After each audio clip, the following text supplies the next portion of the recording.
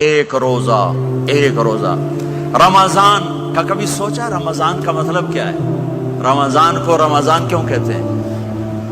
اللہ نے 11 مہینوں کے نام عربوں سے رکھوائے اور روزے کے مہینے کا نام خود رکھا قرآن میں، شہر رمضان الذی انزل فیہ القرآن۔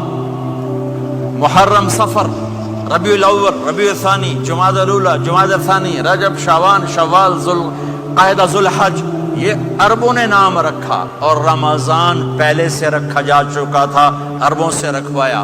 رمضان کے لفظ اور روزے میں کیا جوڑ ہے؟ رمضان کہتے ہیں جل جانا، جل جانا، جل جانا۔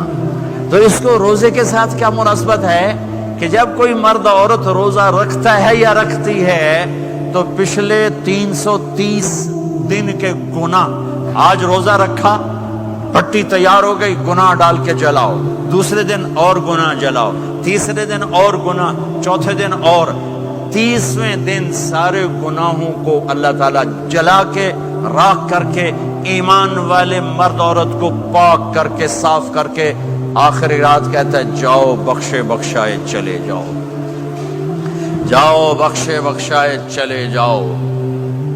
تو میرے نبی تو 2 کھجور پہ روزہ رکھتے تھے۔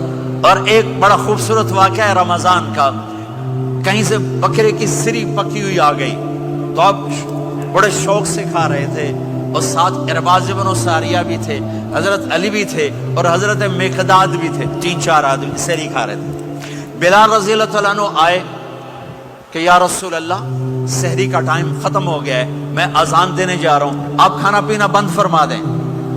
اب میں کہا ٹھیک ہے، وہ باہر چلے گئے، اذان دینے لگے، پھر خیال آیا میں دیکھ لوں کہ آپ نے کھانا چھوڑا کہ نہیں چھوڑا۔ واپس آئے تو آپ کھا رہے تھے، میں کہا یا رسول اللہ واللہ لقد اصبحت، اللہ کی قسم صبح ہو گئی۔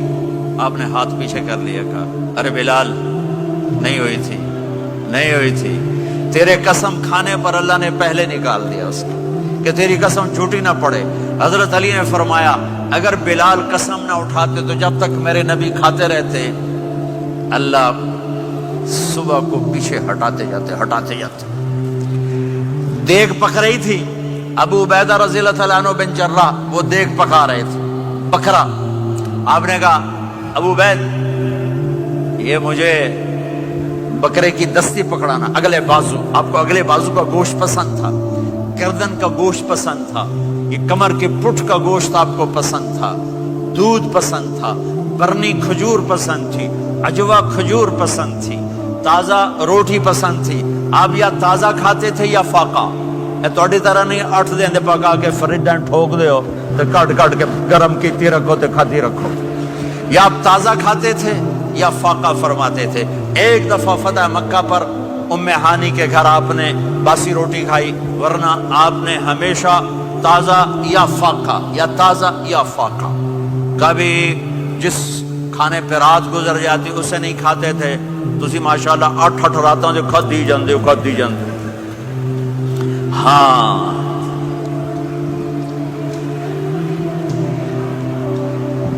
تو کہنے لگے عبید یہ دستی پکڑانا، تو انہوں نے ایسے بکرے کا بازو نکال کے پورا آپ نے یوں پکڑا، نوچ کے پھینکا، کہ دستی پکڑانا، انہوں نے یوں نکالا لوئی سر، آپ نے پکڑا، کھایا، کہا مجھے بکرے کا بازو دستی پکڑانا، کہا یا رسول اللہ بکرے کی 2 ہی ہوتی ہیں۔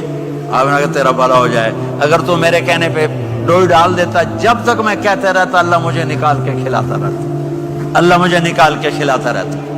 اللہ نے رمضان بھیجا ہوا ہے، رمضان آ رہا ہے، اللہ کی رحمتوں کا جنت کے دروازے کھل گئے، جہنم کے دروازے بند ہو گئے، ایک دوسرے کو معاف کر دو، روزے کی حفاظت کرو۔ آپ بہت سے بہن بھائی آئے بیٹھے ہو، لڑے ہوئے ہوگے، ناراض ہوگے، میاں بیوی لڑے ہوئے ہوں گے، بھائی بہنیں لڑی ہوں گی۔